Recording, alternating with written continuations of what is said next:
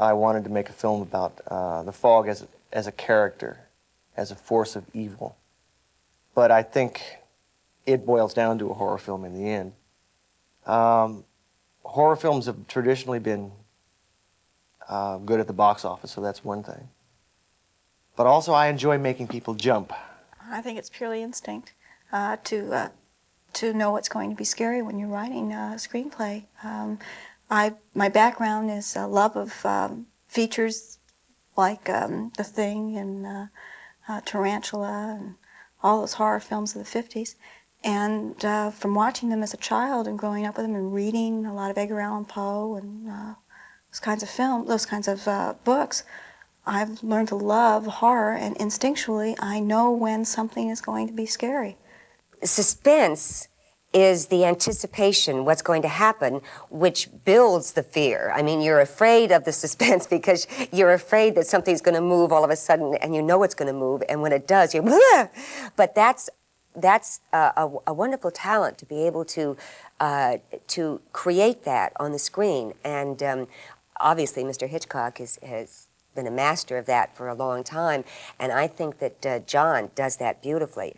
John wrote and directed a film for television, which was originally entitled High Rise, and then when it aired was called Someone Is Watching Me. And he had never met me, but he had seen me, and so he wrote a role with me in mind. Called me in and asked me if I'd be interested in doing it. I read the script and thought it was the best television movie script I'd ever read. So we started working together and became friends and onward. And so we had a working experience prior to The Fog. But The Fog was the first time we had worked together as romantically involved couple. And we made a great attempt to be very professional. In a horror film, you start out usually very normal, like a normal person, and you end up being a terrorized individual, and everything in between there. So you have all this range to play. You go from sad to happy, crying, hysterical, your smarts come back in, determination, bravery, and all those things come into a horror film if you're the person who inevitably gets terrorized. So it enables you to show your stuff in a very broad sense. I wasn't sure if I would approach working with Jamie as a mother or as a fellow actress.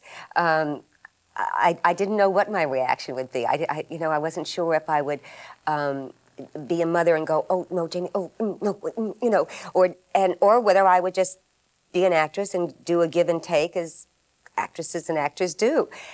My mom and I don't really work together in this film, which I must tell you, I prefer it, because it's very easy to put us together as a mother-daughter and make it a package deal in quite a few films, and we've been offered little parts here and there, mother and daughter. I would much rather work with her maybe in a film, but I'd rather save that one time that we worked together for a really terrific project.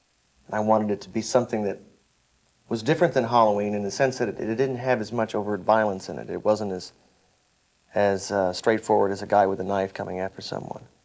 And I think that we could get the same kind of response, the highs and the lows and the roller coaster ride that I think Halloween provides. And the fog's not exactly a roller coaster ride, it's more like the whip. First of all, we have to make something which is scary anyway, which is fog, driving through fog and through rain, that's scary.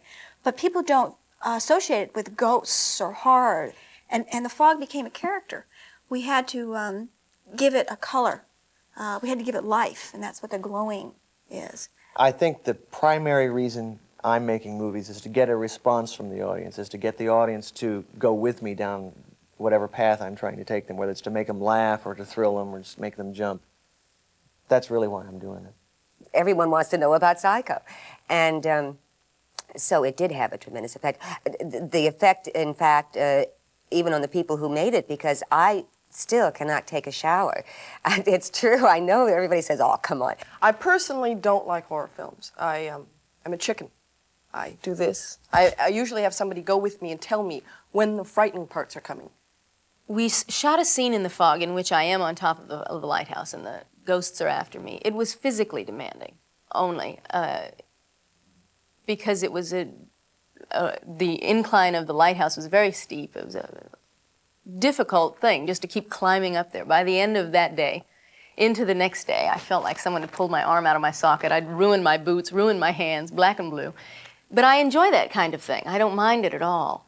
For me, in The Fog, at least, there was a great deal of emphasis placed on lighting and really getting the right angles and making me look as good as possible. It was a wonderful crew. They took such good care of us. And in television, of course, it's just in and out, very fast. I'm conscious of the press, but I don't make movies for them. I don't make movies to get good reviews. I think that's dangerous. The one, the only, the classic Halloween. I remember Halloween being the most frightening film I had ever seen. And I think the reason it was terrifying is because the audience was always, they were with the killer. They knew what was coming. And so you were waiting. You were just on the edge of your seat. It was an amazing first time. We were kids. I wrote it for free. John wrote it for free. I produced it for free. John directed it for free. I mean, it was a labor of love. Halloween came out, and it didn't get very good reviews. It kind of got, everybody said it wasn't very scary. It's a turkey. Blah, blah. And I thought, Debra called me when I was shooting Elvis in Nashville. We were on location. She said, this one didn't work. So I had kind of written it off, and then weeks later, a month later maybe, Bob Ramey from Avco Embassy came to pay a visit on the set and wanted to do a 2-picture deal with me over there. And based on the success of Halloween, I didn't know what anybody was talking about. What is everybody talking about? What success? I thought we bombed. Halloween got re-reviewed by the Village Voice, and it was kind of a very positive review. And all of a sudden, not only was the movie making money, but I was a sort of second-rate tin pot Hitchcock, which was absolutely not true, but that's what they were saying. Halloween became this independent filmmaking phenomenon. Halloween, until Blair Witch Project came out, was the most successful independent film in history. It cost $320,000 to make and grossed $55 million. Halloween gave John and myself credibility immediately. It became a cult classic immediately. John and Debra just lit up like a firecracker. They just became hot as they could be. They delivered this home run right out of the park with Halloween. And so everybody wanted a piece of that. Everybody wanted to be a part of that and see what they come up with next. They definitely wanted to follow it up with another scary movie, you know, to sort of plow that same field. I think they wanted to be sure that it was a very visual and a little more, I guess you might say, classy type of project. I don't think they wanted to do another knife picture. And they hit upon the notion of a real old-fashioned ghost story. It's not like John and I said, let's go do a ghost story. We happened to be in Stonehenge. We were over in England and we took a trek down to Stonehenge. Out in the distance, pulsating in the fields and in the bogs out there, was this fog bank, and it was pulsating as if there was something in it. And John said, what do you think's in that, in that fog? It was a very overcast, kind of a typical British day, and there was a fog bank sitting out there. And it just seemed like a great, eerie kind of situation. And then when we started writing it, we went back to the old thing of revenge. I think ghosts exist because there's something about their death that keeps them going and keeps them sort of in an altered universe. And most of the time they come back for revenge. Well, for me, The Fog really goes back to a comic book series that I loved back in the 50s called EC Comics. Tales from the Crypt, The Vault of Horror. And they always had these rotting corpses rising up and getting revenge on somebody. Well, there's a real story that took place in Goleta, California at the, I don't know, the 1800s. Literally, it's the fog. They were bringing in gold, and they put bonfires out on the beach to bring the ships in. While the town hijacked it. Ship crashed, they took the gold. I mean, that's out of history. And it was a great trick, lure people to their deaths. And I thought, what a great revenge story. Blake followed our false fire on shore, and his ship broke apart on the rocks off Spivey Point. We were aided by an unearthly fog that rolled in as if heaven sent. While Halloween was about evil, even though there were evil aspects of the fog was much more supernatural. And I think what we tried to do in Halloween is we tried to explain evil in a human as opposed to the revenge in ghosts. And so they were very, very different themes to the films. And so therefore, because they're different themes, they have to look different and they have to be shot differently. And they were stylized in very, very different ways. We're not building you up the same way as we did in Halloween. We're not trying to get you to be frightened of the same things. It's somewhat different. We were probably drawing on a lot of the classic sort of ghost stories as opposed to horror and slasher. I think The Fog was very sort of literate in that sense. Didn't rely on the usual scares. Edgar Allan Poe was my favorite author growing up. Edgar Allan Poe is certainly a classic example of taking the unknown and creating the sense of terror and unsettling feeling around it. I think the idea of a faceless kind of amorphous evil that we can't fight was terrifying. You know, it's something beyond us. Again, it goes to Lovecraft. There's some force that's coming to get us. Well, Lovecraft's always talking about something from beyond, something out there. There's some, either a god or a force or a creature that's used to be in control here and is now trying to take back control and is waiting to somehow revisit us once again. It's going away. There's an emphasis in The Fog on an ensemble cast. I knew I wanted to do something with Jamie again. It'll probably take me a month to get to Vancouver, and if I can sell them for $5 a piece, I'll be rich. I had worked with Adrienne Barbeau on Someone's Watching Me. She and I had been married, and I wanted to cast her in it. I think you'll see in all of John's films that he is attracted to strong women characters, and I know he's said in other interviews that he's a huge fan of Howard Hawks and the Hawksian woman. And so he wrote a heroine, he wrote a strong woman. Well, that's what I get for owning a station. And if you don't tell me why you called in about 15 seconds, I'm going to have to hang up on you. She's not being saved by someone else. She's doing the saving. Andy! Andy, get out of the house! Mrs. Cobra's get him out of the house! Please, run! I became a John Carpenter fan when I saw a screening of Halloween. After the screening, I was very impressed. And I told him, I said, if you ever have a role for a middle-aged actress, I would love to be in your movie because I really admire your work. I've always been a fan of Janet Leigh. I think you're taking all of this much too seriously. I was a fan, especially of Janet Leigh in The Vikings. It was one of my favorite old Viking movies.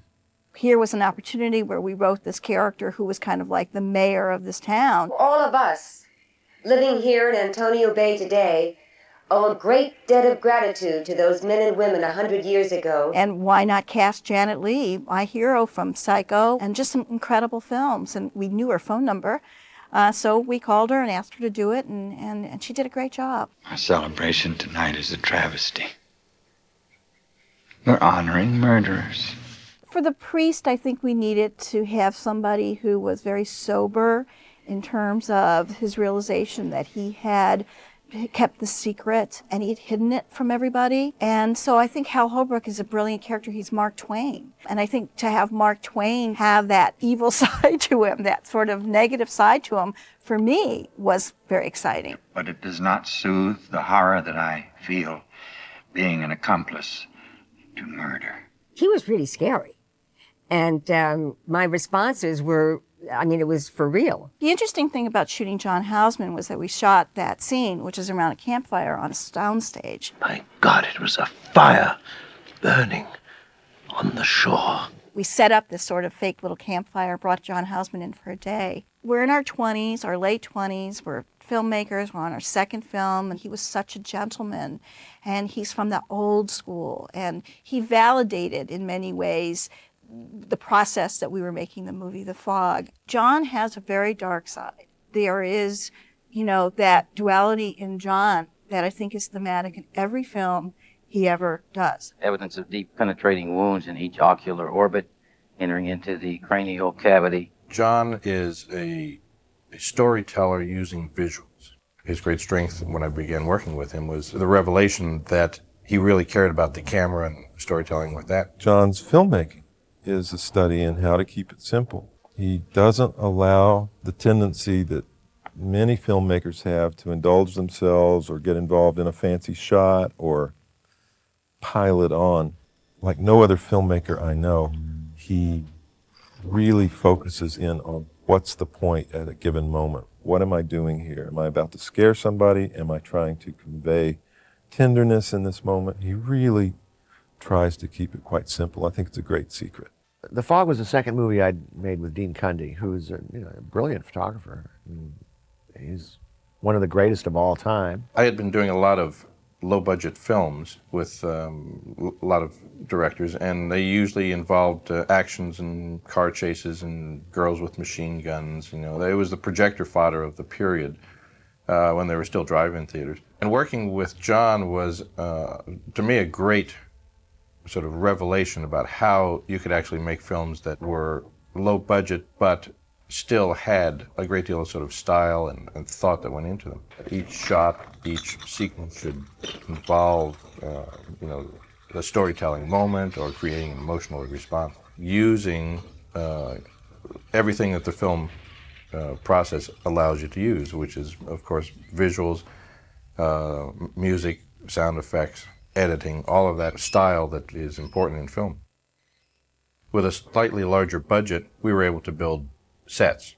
And most of the low-budget films I had been doing previously, we were always limited to shooting in locations, which was, for me, a great training in how do you work in small spaces, real locations and so forth, and make them look like something. It was a great experience to take the lighthouse, for instance, and instead of having to shoot so high off the ground as the real lighthouse was, to actually have it on a stage and be able to control the lighting and to create the moving light that we needed at night to be part of the mood and the style of it, which would have been impossible perhaps had we been shooting in a real lighthouse. I think the use of the anamorphic panel vision widescreen format is something that John really insisted on. And when you have very, very little money and you're composing for this huge wide screen, it actually looks like you have a bigger than life movie. And I think also too, with the ensemble nature of The Fog, it was really great because you can compose multiple heads. The 2:3:5 aspect ratio, the anamorphic ratio, to me is always one of the most interesting. Once in a while it's a handicap, but most of the time when people complain, well, the film it's so wide you can't shoot a close-up in it. What they're not doing is figuring out how to use the rest of the frame to help tell the story. You can do things to shoot a close-up in anamorphic and yet still embellish the frame with either other aspects of the location, the set, or whatever in the side of the frame. It's more how we see as people. We were able to go and shoot, for instance, the lighthouse on the cliff and really create the loneliness feeling about it. It wasn't about just a lighthouse in the middle of the frame, but also about the scenery and the California coastline where we were working. Parker! We shot the movie in Inverness, California, Point Reyes National Seashore. How we found this lighthouse is we went for a trip starting here in Los Angeles, driving up the coast, stopping at every single lighthouse that we saw in California. And when we got to Point Reyes and we saw this location, and it was the second foggiest point in the United States, with Nantucket being the first, I mean, it was just an amazing location. It was difficult to shoot. It was unique. It wasn't that sort of tall, phallic-looking lighthouse that we're all familiar with. And it just lent itself to the movie because we decided to shoot in this location. The movie itself was less claustrophobic than I think Halloween was. You know, we had a lot more daylight in The Fog. There was the ocean. There was all kinds of fun things in it that we didn't have in the first film that we did. To get there, you have to walk down 365 steps or some, I don't remember the exact amount, but they were a lot. And then you had to walk back up, and it wasn't so hard for the actors, but the poor crew carrying the cameras and everything. And if it was too windy, then they closed the whole thing down. It was a national park.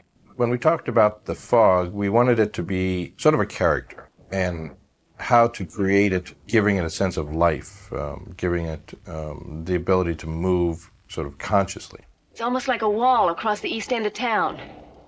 It had to be sinister and contain an evil force. On set or around the actors, coming down the street, you have what are foggers. I mean, these big machines, and they put out all this fog. And I asked our effects guy, Dick Albane, what's your secret ingredient? He says it's called fog juice. And if you've ever played around a movie set and watched the special effects guys, doing their fog machines, either the great big ones or the little bitty foofers, it's just sort of, and it goes like that and it goes away. So try controlling that. What they needed to do in that scene is that I was surrounded by fog and suddenly the fog disappears. But they could blow the fog in, but they couldn't get it out. So John came to me and he said, look, we have to act this scene in reverse, and then I'm going to print it backwards. And he said, the one thing you have to do, aside from getting all the emotions in reverse, is you have to be careful when you blink, because blinking shows up on camera. When we do this technique, it'll look weird. We needed wide shots that showed the fog consciously moving through town and around buildings and down streets and so forth. We developed a technique where we would photograph the city streets and the wide shots of the town, and then we would, on a stage completely blacked in, we would build a black sort of form or shape that replicated the buildings. And then we would photograph the stage backlit with light to bring out the fog that we would then shoot in, and we would use carbon dioxide fog, dry ice essentially, so that it was very low and dense and would creep, and it would move around these black shapes, and that corresponded to the buildings that we had photographed previously. So what we got was a fog that would react to these large buildings but move in a flowing motion, seemingly with purpose. I remember we were in the editing room. I had gone on a holiday and I came back from Tahiti, and Charles Bornstein and Tommy Lee Wallace were in there, and they've been cutting away. I said, how's it going, guys? And they had these grim faces, and I realized, ooh, I think we're in trouble. I didn't have a great feeling about it. I thought that we'd done okay, and John had put, some nice music to it. But it was still... We'd done a final mix, and I watched the movie, and I realized, this doesn't work. There's something wrong here. This doesn't work. After we showed the picture to Bob Remy and the Avco Embassy team, they felt that it really wasn't quite scary enough. They didn't react with the amount of terror that we had hoped. It sucked. It was terrible. And it didn't have an impact, this wasn't any good. And that's a tough time. That was the first time as a filmmaker I had to face that situation, and I thought, hey, you can go cry or you can stand up and be a pro, and let's go fix this baby. Let's go get it right. Let's get it better. Let's make it scarier. Let's make it moodier. We felt like we needed to go back in and emphasize certain things that would raise the stakes in terms of the horror and the terror. There needed to be more. There needed to be the obvious threat of life. And that began this madcap process because we were actually not too far from the release date. We'd used up most of our cutting time. And so we sat down and realized we have to go back to work on this. And it was quite something else. And we tore it apart, put it back together again, did some reshoots, did some fixes. I redid some music, redid sound effects in a very, very short time, and made our release. So we ended up going back and reshooting and put in more ghosts, more obvious ghosts. If it's extremely close, detail shot in the movie, it was probably shot late in the game. If it's like a kind of shot. The opening montage of the poltergeist activity in town, the car lights, all this opening was created out of nothing. Buck Flower and John Goff are on their boat, and they get killed in the fog by these killer ghosts. That was built and shot.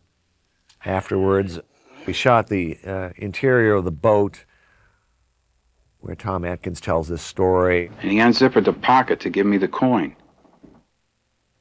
It was gone. And the biggest was the top of the lighthouse. Our North by Northwest climbing on Mount Rushmore sequence when Adrienne goes up to the top and the ghost is behind her. That was not in the original. So you were talking about a lot of mood, fear, scary scenes, just better done. David Cronenberg had just come out with the movie Scanners, and the Scanners was really quite graphic, and there was more gore in Scanners than we had in The Fog. I mean, John and I are always sort of big fans of things that what you don't see is actually scarier than what you do see. But the idea was that the audiences were getting, you know, they wanted to see more guts. They wanted to see more gore. We put in shots of meat hooks and weapons and body contact. Rob Bottin came in and created who we call Worm Face. You have to create, you know, a film that reacts to the changing sensibilities of the audience. In the original marketing, Jamie Lee Curtis was not on the poster. Jamie was not the lead. In fact, Stevie Wayne really was the lead. But in publicizing the film and marketing the film, because of the success of Halloween, we shot a poster with Jamie Lee Curtis holding the fog behind a door. And that became the symbol for the fog. And that's not exactly how we felt we should publicize it when we first began. Look into the darkness across the water. Look for the fog. John Carpenter's The Fog. What in the living hell is out there? The Fog, I think, was not as well received as Halloween. I think that The Fog has grown. I know that people say to me, The Fog is my favorite movie. I'm always asked, well, did you know at the time it was going to be a classic? And of course not. I mean, no one knows what they're making. I mean, that they do the best they can, that you can get a feeling that this is working, or you can get a feeling it's not working, but you can only do the best you can. And we did good. This is $1 million movie. You gotta understand. We made some bucks on it. And it was not the big hit that Halloween was. I think it's since gone on to do fine, you know, over time. The audience that loved The Fog has grown and grown and grown year after year after year.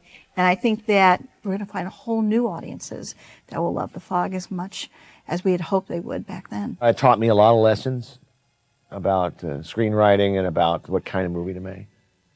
Mistakes. It was a great learning experience.